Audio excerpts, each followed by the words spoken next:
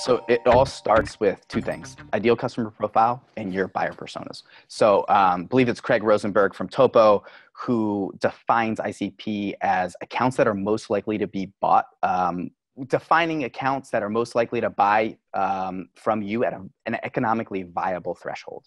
So considering things like CAC and LTV. If you don't know your ideal customer profile, you don't know what you're building an enablement program for. You don't know how to best support those reps because you don't understand what kind of companies they have the most success with.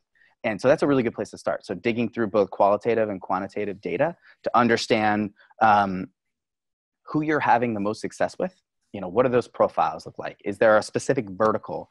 Are there specific technologies that they have in place, right? So like Guru has a Slack bot. Like one of the things that we note is that we do very well with companies that have deployed Slack.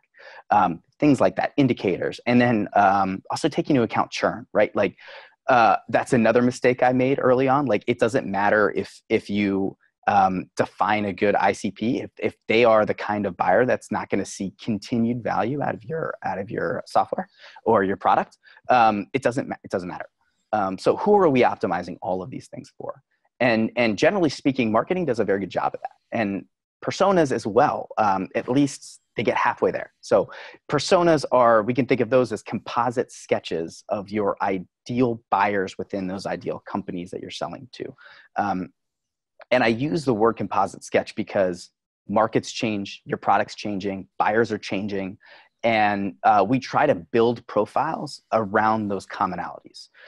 So understanding their behavior, understanding what motivates them, understanding what their objectives and obstacles are, allow your reps to have very specific and personalized conversations with those people.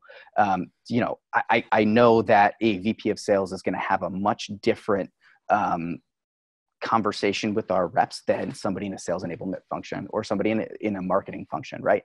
So being able to understand those objectives, obstacles, and motivations is really important.